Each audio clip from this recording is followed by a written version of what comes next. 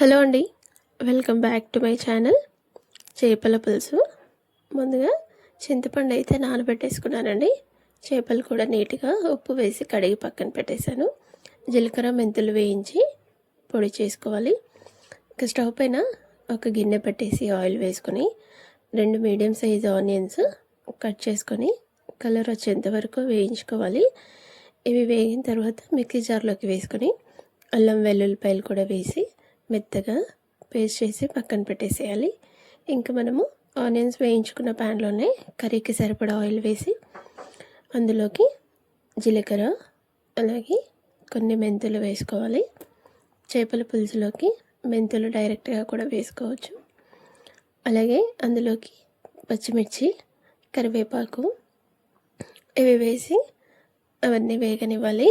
జీలకర్ర మెంతులు మంచిగా వేగిపోతే ఫ్లేవర్ బాగుంటుంది.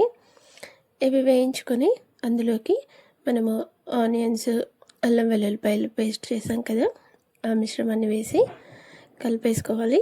ఇది మంచిగా కలిపేసి ఆయిల్ పైకి వచ్చేంత వరకు లో ఫ్లేమ్లో ఉడికించుకోవాలండి.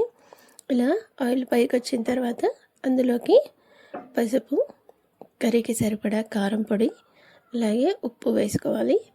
అల్లం వెల్లుల్లిపాయ పేస్ట్ వేయట్లేదు, మనము ఆనియన్స్లో వేసి గ్రైండ్ చేసుకున్నాం కదా. ఇంకా నేను చేసే పులుసుకి సరిపడా కారం, ఉప్పు వేసేసానండి. ఇవి కూడా ఒకసారి కలిపేసుకొని లో ఫ్లేమ్లో ఆయిల్ పైకి వచ్చేంత వరకు ఉడికించుకోవాలి. ఇలా చేయడం వల్ల పులుసు చిక్కగా ఉంటుంది, తొందరగా పాడవదు. ఇలా ఆయిల్ పైకి వచ్చిన తర్వాత ఒక్కసారి కలిపేసుకొని మనము ముందుగా చింతపండు నానబెట్టుకున్నాం కదా, ఆ పులుసుని అయితే యాడ్ చేసుకోవాలి. మనం తీసుకున్న చేప ముక్కలకి ఎంత పులుపు సరిపోతుందో చూసుకొని వేసుకోవాలండి. కొందరు చిక్కగా చేసుకుంటారు, కొందరు పలుచగా చేసుకుంటారు. పులుసు చిక్కగా కాకుండా పలుచగా చేసుకుంటేనే బాగుంటుంది. ఇలా నేను కొన్ని వాటర్ అయితే యాడ్ చేస్తున్నాను. పులుపు చూసుకొని వాటర్ యాడ్ చేసుకోవాలి. ఇలా వాటర్ యాడ్ చేసిన తర్వాత ఒక్కసారి కలిపేసి మనము మూత పెట్టి పులుసుని మంచిగా మరిగించుకోవాలి. ఇలా మరిగే టైంలో మనము చేప ముక్కలు అయితే వేసుకోవాలండి. చూడండి, ఇలా మరిగితే టేస్ట్ అనేది చాలా బాగుంటుంది. ఇప్పుడు నేను ఇందులోకి చేప ముక్కల్ని వేస్తున్నాను.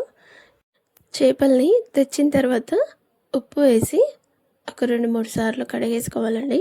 అప్పుడైతే నీట్గా అవుతాయి. మనము కర్రీ చేసుకున్న, ఫ్రై చేసుకున్న స్మెల్ అనేది ఉండదు. నేను పులుసులోకి తల, అదే తోక అన్ని కొన్ని పీసెస్ కలిపి వేస్తున్నాను. ఇవన్నీ వేసేసి ఒక్కసారి కలిపేసుకోవాలి. నేను గరిటెతో కలుపుతున్నాను, ఇప్పుడే వేసాం కాబట్టి అవి విరగవు. అందుకనేసి ఇవన్నీ వేసేసి ఒక్కసారి కలిపేసుకోవాలి. ఇలా మనకి పులుసులో ఎన్ని సరిపోతాయో అన్నీ వేసుకోవాలి. వేసేసి ఒక్కసారి నేను గరిటెతో కలుపుతున్నాను.